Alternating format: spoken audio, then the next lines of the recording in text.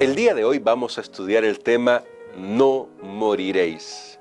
Y vamos a ir a la Biblia directamente para poder iniciar nuestras reflexiones. Noten que ya estudiamos en la semana pasada el origen del mal.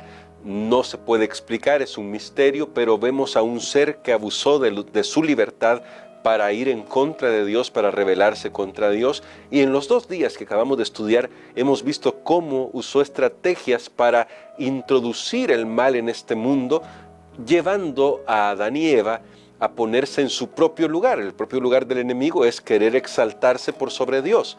Y vemos a Adán y Eva engañados con esa idea también, cuando se les prometió, seréis como dioses, una promesa que Lucifer jamás podría cumplir porque él mismo solamente es una criatura. Satanás es solamente una criatura. Así que vamos a orar y vamos a pedir la dirección de Dios para poder comprender el tema para este día. Querido Padre, necesitamos tu ayuda. Definitivamente necesitamos de tu Espíritu Santo para saber cómo lidiar con los engaños de Satanás y con uno que ha lamentablemente cundido en toda la civilización humana. Ayúdanos a poder ver este engaño con ojos claros, espiritualmente abiertos por tu Espíritu Santo. Lo pedimos en Jesús. Amén. El día de ayer terminábamos de leer ese relato fatídico de ese día tan triste cuando el pecado entró en este mundo. Génesis 3, versos del 1 al 7, es una lectura para que usted pueda repasar. Pero me voy a centrar en el verso 4. Luego de que la mujer, verso 3 y 4, luego de que la mujer le respondiera a la serpiente que podían comer de todo árbol menos del árbol del bien y del mal, Satanás hace una afirmación, pero leamos el texto. Versos 3 y 4 de Génesis 3. Pero del fruto del árbol que está en medio del huerto, dijo Dios, no comeréis de él, ni lo tocaréis, para que no muráis. Entonces la serpiente dijo a la mujer, no moriréis. Una mentira directa y flagrante, no moriréis. Vean, esto es un tema que nos hace pensar cuántas veces se ha repetido esta misma mentira justo después del jardín del Edén. Adán y Eva habían escuchado la advertencia de Dios. Cuando coman de este árbol, van a morir. Algunos han dicho, sí, pero Adán y Eva no murieron. No murieron en ese momento.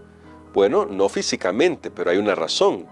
Según la Biblia, no murieron físicamente porque se halló un sustituto para ellos, algo de lo que vamos a estudiar en esta semana. Vamos a hablar un poco de esto en esta semana, un poco de ese sustituto. Ya hemos estudiado este tema antes, así que estoy seguro que tú ya conoces la respuesta a quién es el sustituto. Pero note que los seres humanos somos seres con una dimensión espiritual, no que tengamos algo etéreo dentro de nosotros, no, sino que tenemos una dimensión espiritual en el sentido de que teníamos una conexión directa con Dios antes del pecado. Es decir, Adán y Eva tenían una conexión directa con Dios que los revestía de la gloria de Dios. Casi podríamos decir que ellos estaban en una comunión perfecta con Dios. No digo casi, ¿no? Realmente tenían una comunión perfecta con Dios. ¿Qué hizo el pecado? Rompió esa comunión. Y esa ruptura es la que introdujo la muerte en el mundo. Así que espiritualmente hablando, Adán y Eva murieron ese día. ¿Por qué? Porque se rompió esa relación y ahora se quedaron con una naturaleza viciada, una naturaleza corrompida a causa del pecado, a causa de haber tomado la decisión de abrazar sus propias convicciones lejos de Dios, sin consultar a Dios y de desobedecer la palabra de Dios. ¿Notan? Espiritualmente murieron ese día. La muerte física solamente sería el resultado de lo que había pasado en su relación con Dios, porque al estar desconectados de Dios, inmediatamente estamos condenados a la muerte. Esa es la relación. Una vez que nos desconectamos de Dios, estamos destinados a la muerte. Por eso es que la vida no es algo que se obtenga de forma separada de Dios. Nota qué dice la Biblia. La Biblia dice, el que tiene al Hijo, tiene la vida. ¿Por qué? Porque es en nuestra relación con Dios Es en nuestra relación con Cristo que tenemos vida. La vida no va a llegar separada de Cristo, no va a llegar separada de Dios. Y la muerte es la separación de Dios. Así que Satanás dice, no moriréis. ¿Cómo se trasladó esa mentira a lo largo de la historia? De muchas maneras. Toda la tradición egipcia, por ejemplo, tiene que ver con tratar de soportar el tránsito entre esta vida y un más allá. Por eso crearon la momificación, por eso crearon las pirámides, por eso crearon el libro de los muertos, los egipcios. Y bien curioso, el libro de los muertos es un documento muy interesante que solo estaba accesible para los ricos. ¿Qué pasaba con los pobres entonces? Solo una persona con mucho dinero podía comprarse una copia del libro de los muertos. ¿Y qué había ahí? Una serie de hechizos mágicos para poder pasar todas las pruebas que había antes de llegar al gran momento del juicio, en el que bastaba con hacer un juego de palabras, un hechizo también, y entonces podía pasarse a la otra vida. No es así como funcionan las cosas, pero este misticismo llegó a partir de las palabras de la serpiente. No moriréis. Luego, toda esa cultura se le trasladó, toda esa idea se le trasladó a la filosofía griega con Platón. Platón pasó mucho tiempo en la India y en Egipto y seguramente bebió de todo esto, y luego, siguiendo a las líneas de su maestro Sócrates, comenzó a desarrollar el pensamiento de que el alma es inmortal. Lo mismo que Satanás dijo, no moriréis. Es el alma inmortal. La pregunta es el alma inmortal? Y la respuesta es un tajante no. El alma no es inmortal. La Biblia lo deja claro. Por ejemplo, veamos algunos textos así rapiditos. Salmos, vamos a ir al libro de los Salmos y ahí vamos a leer en el Salmo 115. Este texto me gusta mucho porque en la poesía hebrea nos deja algo muy interesante. Salmo 115 nos deja una lección muy interesante, quise decir, no solamente algo muy interesante, una lección.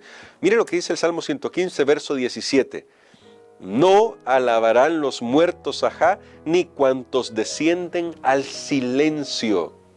La muerte es un estado de inconsciencia, de silencio total. Lo voy a decir mejor, porque aquí de hecho puede ser que se malinterprete esto. La muerte es un estado de inexistencia, por eso es mejor la palabra aquí, silencio, ¿sí? Es un estado de inexistencia. El que muere ya no existe más, ya no más. Ahora veamos otro texto para que vean esto. Vamos a ir al Salmo 146, y ahí vamos a leer en el Salmo 146, verso 4. Pues sale su aliento y vuelve a la tierra. Aliento es respiración, y vuelve a la tierra es la materia. En ese mismo día perecen sus pensamientos, es decir, deja de existir. Si perecen sus pensamientos es porque ya no existe. La muerte es esto en la Biblia. Sé que a veces también por eso quise corregirme al principio cuando dije es un estado de inconsciencia. No, porque un poco puede estar uno inconsciente estando dormido, y uno un poco puede estar inconsciente cuando entra en un estado de coma, pero todavía estamos con algo de vida, ¿verdad? Pero no, la muerte es un estado de inexistencia, porque la vida es nuestro estado de existencia. Eso es lo que destacan estos textos, ¿sí? Por ejemplo, vaya a 1 Corintios capítulo 15, léalo usted, y lea todo 1 Corintios capítulo 15. Claramente se enseña ahí que lo que hace la diferencia, es decir, que lo que Dios va a hacer con nosotros es resucitarnos, o, dicho en otras palabras, devolvernos a la vida. ¿Por qué? Porque mientras tanto no existimos. Existimos ahora, que respiramos, que pensamos, que amamos. Eclesiastés capítulo 9 lo deja claro también. Pero cuando morimos dejamos de existir, dejamos de ser. Estamos en silencio porque ya no pensamos, porque ya no existimos. ¿Sí? Y quiero que quede claro desde ya este concepto. ¿Por qué? Porque la teoría satánica de la inmortalidad natural del alma ha persistido incluso hasta nuestro mundo moderno. Este mundo tan científico que tenemos, este mundo sigue creyendo en la inmortalidad del alma.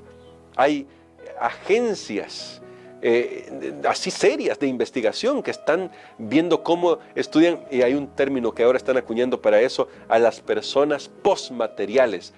¿Cómo personas postmateriales? Una vez que morimos ya se acabó todo. Ya no hay más. No de este lado. ¿Saben cuándo hay más? Cuando le entregamos nuestra vida a Jesús. ¿Por qué? Porque Jesús se encargará de devolvernos a la vida. Jesús se va a encargar de eso. Dios se va a encargar de eso. Pero no existe una persona postmaterial. Claro que no. No existe un alma desencarnada, un espíritu desencarnado. Eso no es lo que enseña la Biblia. Y qué bueno que aparece directo ya en nuestra lección en los primeros días, en las primeras 2 semanas, porque lo que vamos a estudiar el resto del trimestre va a tratar de ayudarnos a comprender esta visión, esta cosmovisión bíblica de la muerte, pero también nos va a ayudar a dar esperanza, porque nuestra esperanza no está en que nuestro ser querido ya está en el cielo, no, porque de hecho no hay nadie en el cielo ahora salvo Moisés, Enoc y Elías.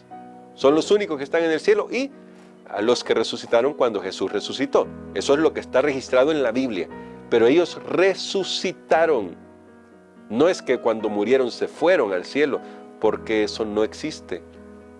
La Biblia es clara, pero Satanás introdujo esta idea de la inmortalidad del alma para que los seres humanos sigamos engañados pensando en segundas oportunidades. La idea de la inmortalidad del alma ha dado pie a otras teorías como la reencarnación. La teoría de la inmortalidad del alma ha hecho que la gente piense que esto material es tan malo que lo mejor que puede hacer es morirse porque cuando muere se libera el cuerpo. Eso es lo que creían los griegos. No, Dios creó un mundo material bueno en gran manera, que estaba combinado perfectamente con el mundo espiritual, pero que el pecado separó.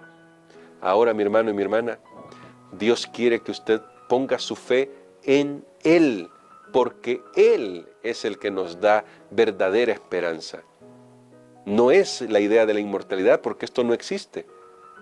Muchos, lamentablemente, esto no lo van a descubrir hasta que sea demasiado tarde, pero usted y yo, que estamos estudiando la palabra de Dios, nos damos cuenta de la verdad ahora. Y lo vemos en algunos de los textos. Solamente he puesto algunos ejemplos porque en todo el trimestre vamos a estudiar más ejemplos, pero ahora solamente hemos puesto unos ejemplos. La muerte es un estado de inexistencia. Cuando se muere, uno deja de existir. Dios en Cristo vino a este mundo para restaurar la esperanza de la vida que solamente se obtiene en Él. Por eso aquellos que mueren en Cristo, de manera simbólica, solo están durmiendo. Digo de manera simbólica, porque eso Jesús no dijo que se quedaban dormidos. ¿Se imaginan? No están dormidos ahí, solamente es un símbolo. Decir que están dormidos es un simbolismo para destacar que Dios los tiene siempre presente para el momento de la resurrección. Así que vamos a orar, pidiéndole a Dios que nos ayude a tener claro este concepto, porque el desafío final que va a enfrentar la humanidad y el pueblo de Dios va a girar también en torno a este tema. Sépalo bien, desde ya se lo anunciamos y se lo decimos desde acá, no por lo que nosotros sabemos, es por lo que la Biblia dice. Al final del tiempo, esta idea de la inmortalidad del alma va a jugar un papel importante, y aquellos que lamentablemente se han dejado seducir por los engaños del enemigo creyendo en esa mentira, lamentablemente también van a creer en un montón de cosas que van a venir asociadas, como por ejemplo los ovnis, como por ejemplo los fantasmas, y todas esas cosas son solamente un pequeño botón que nos muestra cómo puede ser engañado el ser humano con esta idea de la inmortalidad del alma. La Biblia tiene otro mensaje: el que peca muere, pero aquel que entrega su vida a Jesús tiene la oportunidad de la vida eterna. ¿Qué tal si oramos pidiendo a Dios que nos escude de las falsas doctrinas estudiando su palabra?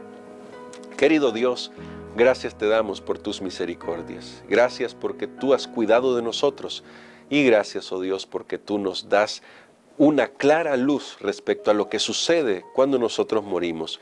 No hay conciencia, es decir, no hay existencia cuando uno muere, pero al poner nuestra fe en Jesús mientras estamos vivos, tenemos la certeza de que tú te encargarás de nosotros y que cuando Cristo venga por segunda vez, tú nos llamarás a la vida de nuevo. Gracias, oh Dios, por esa esperanza bendita. En el nombre de Jesús oramos. Amén.